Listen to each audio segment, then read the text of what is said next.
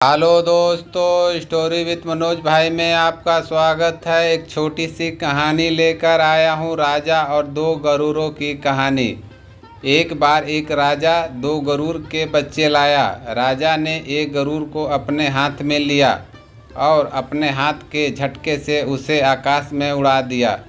तुरंत वह आसमान में ऊंची उड़ान भरने लगा, जबकि दूसरा अपनी डाल पर बैठा था, वह उड़ नहीं रहा था। यह देखकर राजा को बहुत दुख हुआ।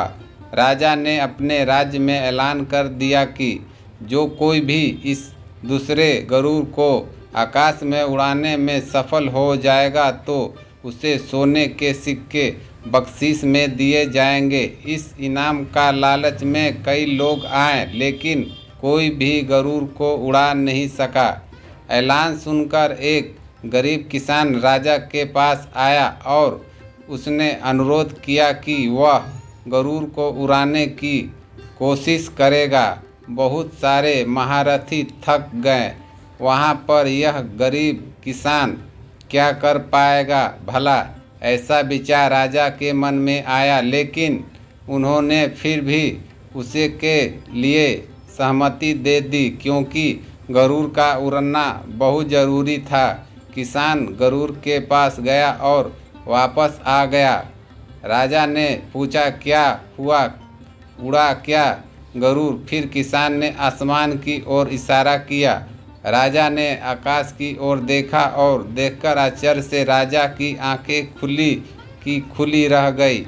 वह दूसरा गरुड़ पहले गरुड़ से ज़्यादा ऊंचाई भर आसमान में उड़ रहा था। राजा आश्चर्य से देखता रहा।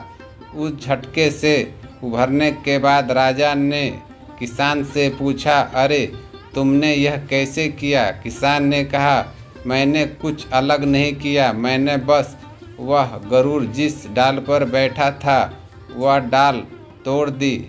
उसी समय वह आसमान में ऊंचा उड़ा। जीवन में बहुत से लोग किसी न किसी डाल से जुड़े रहते हैं।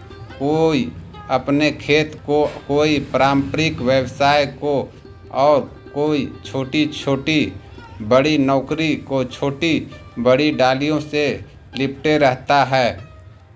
हमारे भीतर का गुरूर जो मिलता है उसी में संतोष करना लग जाता है।